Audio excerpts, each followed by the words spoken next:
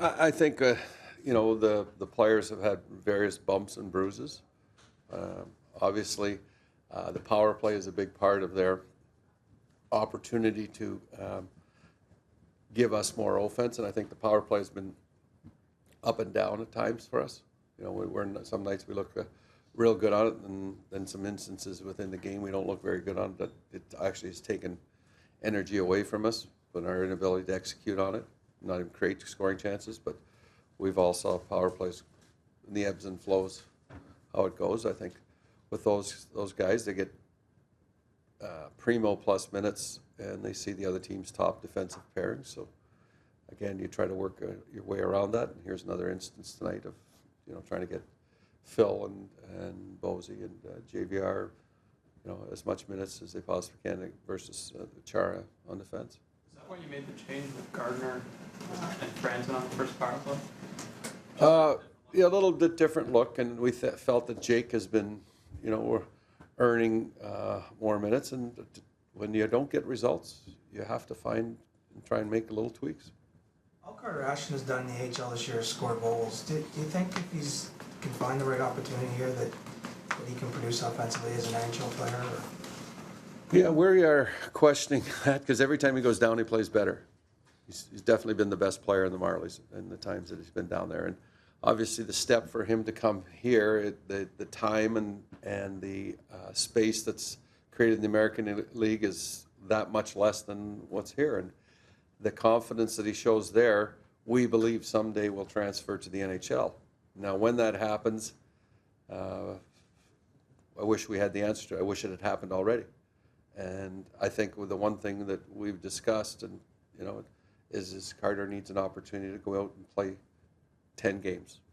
Just leave him in that position, let him get that confidence level to play 10 games and take that next step. But we haven't been afforded that luxury. Randy, you mentioned making tweaks on the power play. Do you get a sense maybe David Clarkson could help out on the man advantage? We've done that before. We've moved Clarkson in for practice and moved Lupul out. We've done those things periodically. We've moved Lupul and taken JVR out of there and put Lupul up with Bozak and Kess. So, those things happen within the game, and those things you do in practice every once in a while. In morning skate, we do that all the time. Is there something you could take from that game in January against Boston, or is it too long ago?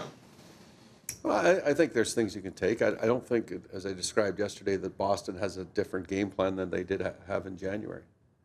That's not the way they play. They've got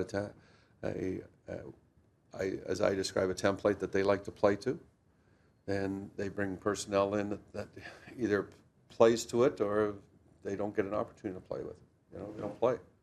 And that's a sign that they feel confident in their group and look at the success that they're having. Is that where you'd like to get your group at some point? Well, we'd like to win, that's for sure. We'd like to win as consistently, and those are models that every organization aspires to. When you look at the road record, I think they were 16-0-3. Now they're 16-1-3. That's a pretty outstanding road record.